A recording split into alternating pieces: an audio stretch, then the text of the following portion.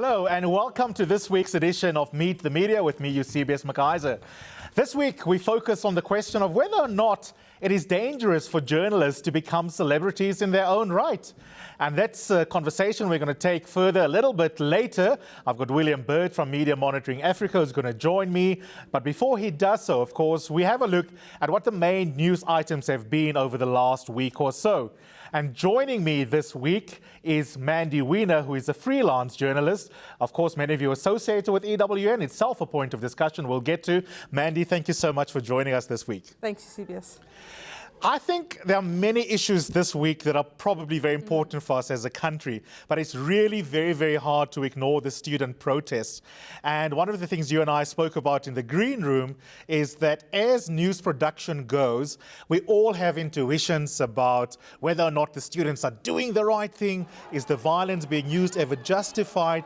Give my viewers a sense, Mandy, of how one goes about thinking about how to cover the student protest, given that it divides the nation and therefore it divides us as media practitioners. It certainly is a very divisive topic, and we can see that in the news. And also, it really defined the news cycle last year, the Fees Must Fall campaign and the way that people felt about it. And we're seeing that now coming back again. And obviously, people are either sympathetic or they are critical of the way that the students are behaving. And that's largely because we all have our preconceived ideas and we all come from a certain context and a certain background. And I think that in a way that certainly defines that we as individual journalists feel about it, because regardless of what you say, it's very hard to always be entirely objective. I come from a certain background and I have an approach to whether or not the students should have free education or not. And it's very hard to divorce that from the way that it should be covered. And that's really true of a lot of big stories that are in the news, if they directly impact on us as individuals and humans and not just as journalists. We will do a show very soon in the next couple of weeks on freelance journalism and freelance journalists. But I've been very curious what the transition for you have been. Full-time employed at EWN, that's in many ways the platform where people associate you with. These days you're pretty much on your own. What has that meant for how you do your job on a day-to-day basis? Well, I was at EWN for about 12 years. Wow. With 702 and EWN. And I've actually been a freelancer for about 2 years. And not a lot of people know that because they just assume that I still work there because I'm still on the radio. But I work for a lot of different media agencies and outlets at the moment because I elected to be a freelancer. I had children, I wanted more flexibility, and I want to write more. So I'm focusing more on being an author, which is why I'm not on radio every single day. I used to follow a lot of breaking news and the news cycle as it developed each day,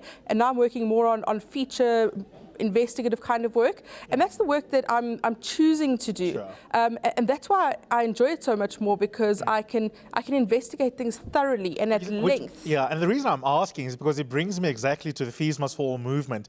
If you take this story that we've just both agreed is one of the big stories of the week, as a freelancer, how do you approach that kind of story? I mean, because you constantly think about what angles might I pitch for my work to be received on some platform as more distinctive to what people can do in-house. So how does Mandy, as the freelancer, begin to think about this kind of news story? Well, it has to be unique. You need to look for a novel angle that hasn't been investigated or followed through yet. And a lot of the coverage of Fees Must Fall, but of any big news story in this country, is because of the resources and the limitations on resources and the way that newsrooms are shrinking and finances and resources are becoming minimal. As a freelancer, you need to find a way to investigate a story more in depth and to give more analysis, more opinion, to really kind of flesh it out and unpack issues. And that's the way that I need to approach it. And that's why I was wondering whether or not it's become harder for you to when you do hear you on the radio, you're still as excellent as you've always been.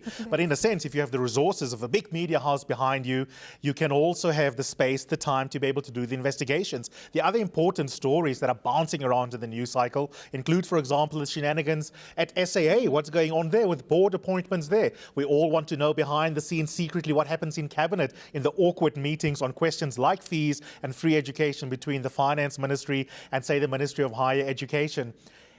You have an investigative journalistic instinct that we've come to appreciate.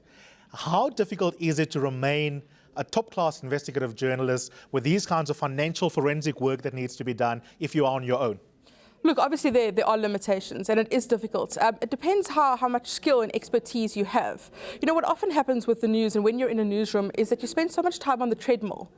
You're running and meeting deadlines every single hour, every single day, that you don't always have the capacity to go and unpack and investigate and find the detail behind the scenes. And that can be quite hard as a freelancer as well, because you need to pay the bills and you don't have that consistent income.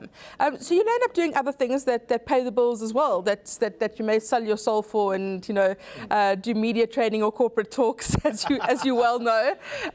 But you're also able to be selective about the type of journalism you do and what also feeds your soul. I'm going to break there. We do need to go shopping, but before we do, maybe you can segue into the next segment, Mandy. Do you consider yourself to be a celebrity? Yes or no?